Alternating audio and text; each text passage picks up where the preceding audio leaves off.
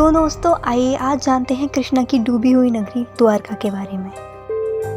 तो दोस्तों आपको याद तो होगा ही हमारे पुराणों में क्या कहा गया है। श्री कृष्ण की मृत्यु और द्वारका नदी के डूबने का रहस्य दो तरह से बताया गया है। पहला ऋषियों द्वारा दिया गया श्राप, दूसरा गांधारी द्वारा महाभारत में दिया गया श्राप। भगवान श्री कृष्ण ने मथुरा वृंदावन को छोड़ने के बाद समुद्र तट पर द्वारका नगरी बसाई थी। वही द्वारका जो आज गुजरात की शान है। कई खोजों के दौरान समुद्र में एक नगर डूबा होने की बात सामने आती है। दरअसल समुद्र में समाई यह नगरी द्वापर युग में कान्हा द्वारा बसाई गई द्वारका ही है, जो कौरवों की माता गांधारी और ऋषियों द्वारा दिए गए शाप के कारण तहस नहस हो गई। अब आपके मन में सवाल उठेगा कि भगवान की बसाई नगरी को भला ऋषि क्यों शाप देंगे। आइए यह जानते हैं इस घटना की पूरी वजह। पहला, महाभारत के युद्ध के बाद। महाभारत के युद्ध में पांडवों की विजय हुई।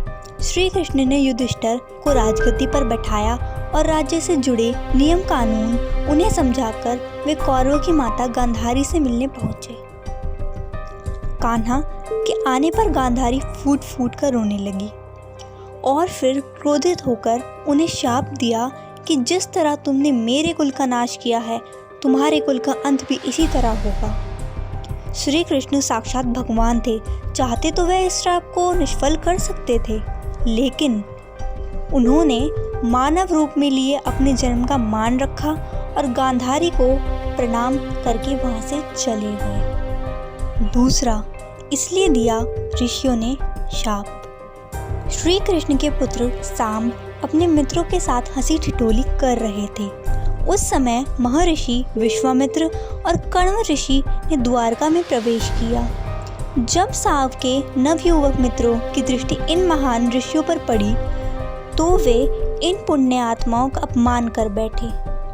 इन युवकों ने सांब को एक महिला के वेश में तैयार किया और महर्षि विश्वामित्र तथा कण्व ऋषि के सामने पहुंचकर उनसे बोले, यह स्त्री गर्भवती है, आप देखकर बताइए कि इसके गर्भ से क्या उत्पन्न होगा।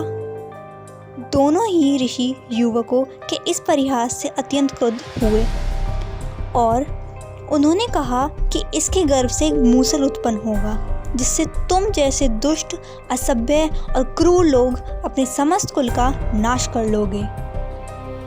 तीसरा, श्री कृष्ण ने किया ऋषियों का सम्मान।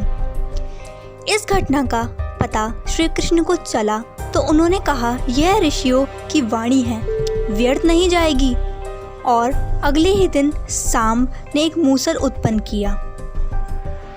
इस मूसल को राजा उग्रसेन ने समुद्र में फिकवा दिया।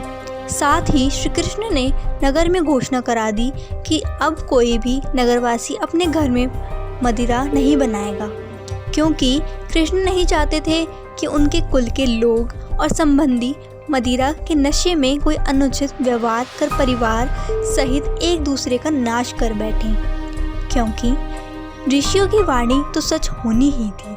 चौथा, कान्हा ने भेज दिया तीर्थ पर। धार्मिक पुस्तकों के आधार पर महाभारत युद्ध के 36वें वर्ष में द्वारका नगरी में बहुत अपशकुन होने लगे थे। कान्हा ने सभी यदुवंशी पुरुषों को तीर्थ पर जाने के लिए कहा। इस पर सभी लोग द्वारका नगरी से तीर्थ के लिए निकल गए।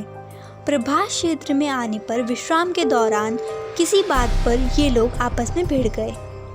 यह बहसबाजी झगड़े में बदली और झगड़ा मारकाट में बदल गया। इस दौरान ऋषियों का शाप इस रूप में फलीभूत हुआ कि सांब ने जिस मूसल को उत्पन्न किया था उसके प्रभाव से प्रभास क्षेत्र में खड़ी एरका घास को लड़ाई के दौरान जो भी उखाड़ता वो एरका घास मूसल में परिवर्तित हो जाती। ऐसा मूसल जिसका एक प्रहार ही व्यक्ति के प्राण लेने के लिए पर्याप्त था। इस लड़ाई में श्री कृष्ण के पुत्र प्रद्युम्न भी मारे गए। पांचवा, सूचना पर पहुंचे श्री कृष्ण। सूचना मिलते ही कान्हा प्रभास क्षेत्र पहुंचे। अपने पुत्र और प्रियजनों को मृत देखकर श्री कृष्ण ने क्रोध में वहां खड़ी एरका घास उखाड़ ली और हाथ में आते ही उस घास ने मूसल का रूप ले लिया। लड़ाई में जो लोग बचे रह गए थे, जिन्होंने अपने परिजनों को मारा था, श्री कृष्ण ने एक एक बार से उन सभी का वध कर दिया। अंत में सिर्फ श्री कृष्ण, उनके सारथी दारुक और बलराम बचे। इस पर श्री कृष्ण ने दारुक से कहा कि हस्तिनापुर जाकर अर्जुन को यहाँ ले आओ। फिर बलराम को वहीं रुकने को कहा और स्वयं अपने पिता को इस संहार के बारे में सूचित करने द्वारका चले गए। कान्हा ने वासुदेव जी को इस संहार के बारे में बताया और कहा कि जल्द यहाँ अर्जुन आएंगे, आप नगर की स्त्रियों और बच्चों को लेकर अर्जुन के साथ हस्तिनापुर चले जाइएगा। छठा, बलराम ने त्याग दी देह। जब श्री कृष्ण वापस प्रभास क्षेत्र पहुंचे, तब बलराम जी ध्यानावस्था में बैठे थे। कान्हा के पहुंचते ही उनके शरीर से शेषनाग निकले और समुद्र में चले गए। अब श्री कृष्ण इधर उधर घूमते हुए अपने जीवन और गांधारी के शाप के बारे में विचार करने लगे और फिर एक पेड़ की छांव में बैठ गए। इसी समय जरा नामक एक शिकारी का बाण उनके पैर में आकर लगा, जिसने दूर से उनके पैर के अंगूठे को हिरण का मुख समझकर बाण चला दिया था। जब वह शिकारी शिकार उठाने पहुंचा तो श्री कृष्ण को देखकर क्षमा मांगने लगा। कान्हा ने उसे अभय दान देकर देह त्याग दिया। सातवां और आखिरी, समुद्र में डूब गई द्वारका।